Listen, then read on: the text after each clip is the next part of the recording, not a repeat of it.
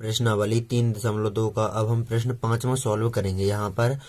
तो यहाँ एक आयताकार बाग जिसकी लंबाई चौड़ाई से 4 मीटर अधिक है और इस आयताकार बाग का अर्ध परिमाप है 36 मीटर। बाग की विमाएं ज्ञात कीजिए। तो यहाँ पर विमाओं से मतलब है इनकी भुजाएं, लंबाई और चौड़ाई को ही हमें ज्ञात करना है। तो ये ज्ञात करना है हमें ग्राफीय विधि से, क्योंकि प्रश्नावली 3.2 है ये, यहाँ पर ग्राफीय विधि से हल करना है हमें सभी प्रश्नों को। तो यहाँ पर हम मान लेते हैं सर्वप्रथम, माना आयताकार बाग की चौड़ाई है x मीटर तथा लंबाई है y मीटर। चूंकि हमें यही लंबाई और चौड़ाई ज्ञात करना है तो हम मान लेते हैं सर्वप्रथम, माना आयताकार बाग की चौड़ाई x मीटर तथा लंबाई y मीटर। तो ये हमने यहाँ पर मान लिया। अब यहाँ पर कहा गया है कि लंबाई चौड़ाई से 4 मीटर अधिक है। तो यहाँ पर प्रश्नानुसार कहा गया है कि लंबाई है यहाँ पर y, लंबाई चौड़ाई x से 4 मीटर अधिक है। ये लंबाई है अधिक चौड़ाई से। तो यहाँ पर बराबर करने के लिए हम चौड़ाई को अधिक कर देंगे 4 मीटर और इसे हम समीकरण नाम दे देंगे 1। अब यहाँ पर दूसरी शर्त देखेंगे। तो यहाँ पर कहा गया है कि आयताकार बाग का अर्ध परिमाप है 36 मीटर।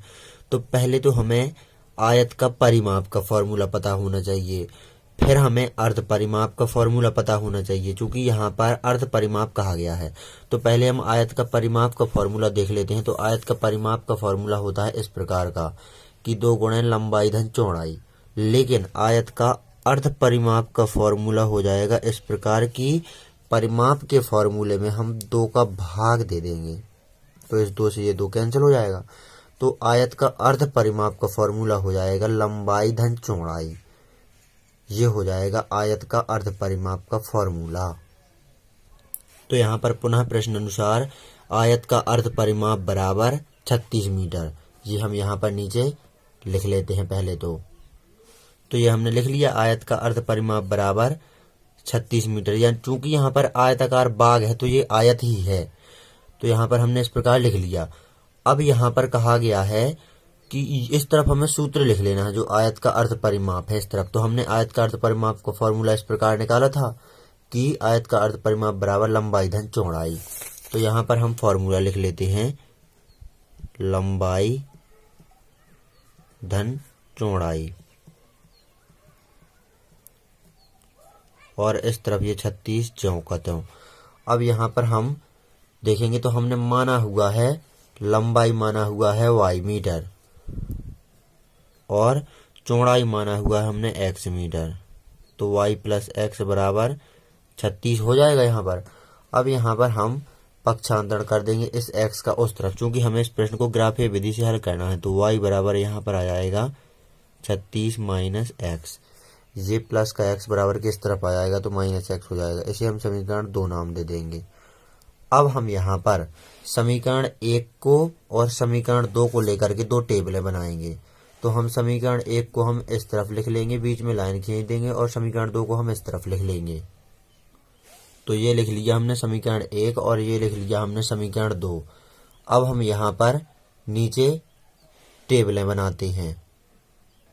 तो ये बना ली हमने टेबलें। ऊपर हम x के मान रखेंगे और नीचे y के मान आते जाएंगे इस समीकरण से। यहाँ पर भी x के मान हम ऊपर रखेंगे इन बॉक्सों में और नीचे y के मान आते जाएंगे इस समीकरण 2 से। तो यहाँ पर हम समीकरण 1 से जो टेबल बनी है इसको पूरा करते हैं सर्वप्रथम। तो हम x बराबर 1 रखते हैं सर्वप्रथम। तो यहाँ पर इस x की जगह पर 1 रखेंगे तो 1 ये 4 में जुड़ जाएगा तो y का मान आ जाएगा 5। अब हम x बराबर 0 रखेंगे तो यहाँ पर इस x की जगह पर 0 आ जाएगा तो 0 ये 4 में जुड़ेगा तो 4 ही रहेगा। अब यहाँ पर हम x बराबर -2 रखेंगे तो यहाँ पर इस x की जगह पर -2 रखेंगे तो यहाँ पर इस 4 में से -2 घट जाएंगे तो प्लस के 2 आ जाएगा y का मान। अब यहाँ पर हम समीकरण 2 से इस टेबल को पूरा करेंगे। तो यहाँ पर हम x बराबर 15 रखेंगे सर्वप्रथम। तो इस x की जगह पर हम 15 रखेंगे तो 36 में से ये 15 घट जाएंगे तो तो यहाँ पर आ जाएगा 21 y का मान। अब हम x बराबर यहाँ पर 14 रखेंगे। x बराबर 14 रखेंगे तो यहाँ पर इस 36 में से ये 14 घट जाएंगे, क्योंकि यहाँ पर 36 माइनस x है, तो इस x की जगह पर 14 रखेंगे तो 36 में से 14 घट जाएंगे, तो यहाँ पर आ जाएगा y का मान 22। अब यहाँ पर हम x बराबर रखेंगे 13, तो ये 13 भी इस 36 में से घट जाएगा, तो y का मान आ जाएगा 23। तो ये दोनों टेबल हमने कंप्लीट कर ली। अब हम ग्राफ बनाएंगे। तो ग्राफ में हम x अक्ष पर ऋणात्मक लेंगे अधिकतम -2 तक संख्याएं, और x अक्ष पर धनात्मक लेंगे हम अधिकतम 16-17 तक करीबन। चूंकि यहाँ पर 15 है अधिकतम, तो 16-17 तक ले लेते हैं हम अधिकतम x अक्ष पर संख्याएं। y अक्ष पर ऋणात्मक कोई संख्या है नहीं है, तो यहाँ पर हम ले लेंगे -1-2 तक संख्याएं, और y अक्ष पर अधिकतम धनात्मक लेंगे हम 23-24 तक संख्याएं। तो अब हम ग्राफ को बनाएंगे। तो ये बना लिया हमने ग्राफ। x अक्ष पर हमने धनात्मक 17 तक ले ली संख्याएं, और x अक्ष ऋणात्मक यहाँ पर -2-3 तक ले ली संख्याएं, और y अक्ष ऋणात्मक हमने -2 तक ली है संख्याएं, और y अक्ष जो धनात्मक है वो लिया है हमने 23 तक। यहाँ पर ये अधिकतम 23 लिया है y अक्ष पर धनात्मक संख्याएं। तो यहाँ पर हम समीकरण 1 से जो टेबल बनी है उसको हम पहले दर्शाते हैं इस ग्राफ में। ये वाली टेबल बनी है समीकरण 1 से। तो x अक्ष पर देखेंगे 1 तो ये रहा, और y अक्ष पर देखेंगे 5 तो ये रहा। तो यहाँ से हम क्षैतिज चलेंगे और एक से हम ऊर्ध्वाधर चलेंगे, तो यहाँ पर मिल जाएगा वो क्रमित युग्म 1,5। अब हम x अक्ष पर 0 देखेंगे तो यहाँ पर माना जाएगा, y अक्ष पर 4 देखेंगे तो ये रहा, तो यहीं पर बिंदु मिलेगा 0,4। अब हम x अक्ष पर -2 देखेंगे तो ये रहा, और y अक्ष पर 2 देखेंगे हम तो प्लस के ये रहा। तो यहाँ से हम क्षैतिज चलेंगे और -2 से हम ऊर्ध्वाधर चलेंगे, तो यहाँ पर मिल जाएगा वो क्रमित युग्म। अब हम इन तीनों क्रमित युग्मों को मिलाते हुए एक सरल रेखा L1 खींच देंगे। तो ये खींच दी हमने L1 सरल रेखा। अब समीकरण 2 से ये वाली टेबल बनी हुई है, इसको हम इस ग्राफ में दर्शाएंगे। तो x अक्ष पर 15 देखेंगे और y अक्ष पर देखेंगे हम 21। तो यहाँ पर x अक्ष पर 15 देखेंगे तो ये रहा 15, और y अक्ष पर देखेंगे हम 21 तो ये रहा। तो यहाँ से हम क्षैतिज चलेंगे और इस 15 से हम ऊर्ध्वाधर चलेंगे, तो यहाँ पर मिल जाएगा वो क्रमित युग्म। यहाँ से 15 से चल रहा है हमें ऊर्ध्वाधर ऊपर की ओर, तो यहाँ पर मिल जाएगा क्रमित युग्म 15,21। अब यहाँ पर देखेंगे हम x अक्ष पर 14 देखेंगे तो ये रहा, और y अक्ष पर देखेंगे हम 22, तो यहाँ पर 22 ऊपर की ओर ये रहा। तो 22 से हम क्षैतिज चलेंगे इस प्रकार, और 14 से हम चलेंगे ऊर्ध्वाधर। 14 से हम ऊर्ध्वाधर चलेंगे इस वाली लाइन में, जो ये टेबल के किनारे से गई हुई है, इस वाली लाइन से चलेंगे। तो यहाँ पर ऊर्ध्वाधर चलते जाएंगे हम, और यहाँ मिलेगा वो क्रमित युग्म 14,22। अब हम देखेंगे x अक्ष पर 13। तो x अक्ष पर 13 देखेंगे तो ये रहा।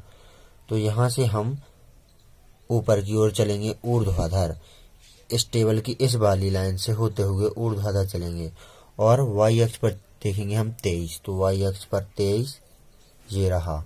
तो यहाँ से हम क्षैतिज चलेंगे, तो इस वाली लाइन से चल रहा है हमें टेबल की दूसरी वाली लाइन से। तो यहाँ से हम चलते जाएंगे तो यहाँ पर मिल जाएगा वो क्रमित युग्म 13,23। अब इन तीनों बिंदुओं को मिलाते हुए हम एक और सरल रेखा L2 खींच देंगे। तो अब हम इस L1 सरल रेखा और इस L2 सरल रेखा को देखेंगे, तो ये दोनों सरल रेखाएं यहाँ पर इस बिंदु पर प्रतिच्छेद कर रहे हैं। तो यहाँ से हम इस प्रकार क्षैतिज चलेंगे, तो यहाँ पर y बराबर है 20, और इस बिंदु से हम नीचे की ओर आएंगे, इस बिंदु से नीचे की ओर आएंगे, तो यहाँ पर x बराबर है, यहाँ पर ये रहा 16। तो हमने प्रश्न में माना हुआ था, यहाँ पर चौड़ाई मानी थी हमने x और लंबाई मानी थी हमने y। तो ये आ गई यहाँ पर बाकी विमाएं लंबाई और चौड़ाई। लंबाई आ गई यहाँ पर 20 मीटर और चौड़ाई आ गई यहाँ पर 16 मीटर। इस प्रकार आपको इस प्रश्न को अच्छी तरह से हल कर लेना है। तो नोट कर लीजिए आप इस प्रश्न को अच्छी तरह से।